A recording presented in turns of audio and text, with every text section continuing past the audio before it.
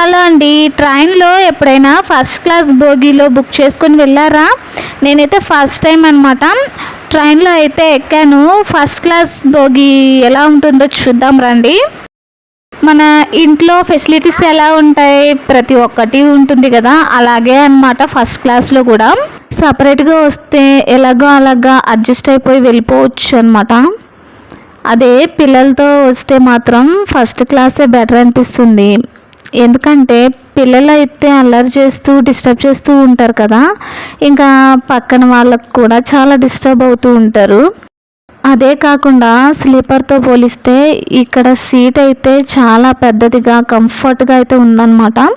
పిల్లలతో పాటు పేరెంట్స్ కూడా చాలా కంఫర్ట్గా అయితే నిద్రపోవచ్చు.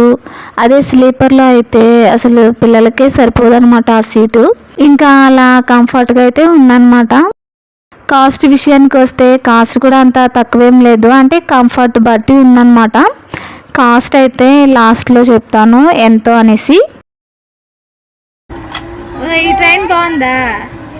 బాగుందా? బాగుందంట ట్రైన్. బాగుందా ట్రైన్? బాగుందా ట్రైన్? నచ్చిందా? నచ్చిందా? సూపరా? సూపర్ చెప్పు, సూపర్. ఎవరు లేరు, ఒంటరిగా. అవును కదా, బాగానే ఉంటుంది, బాగానే ఉంటుంది. బాగా వీళ్ళే బాగా ఆడుకుని.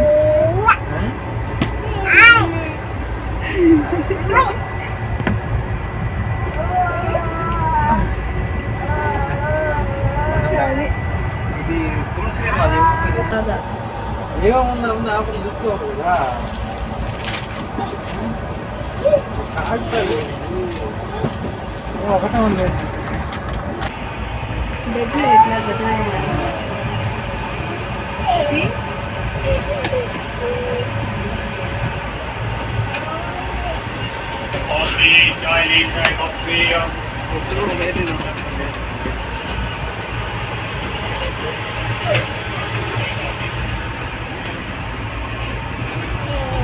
ఫోర్ మెంబర్స్కి ఒక క్యాబిన్ అనమాట.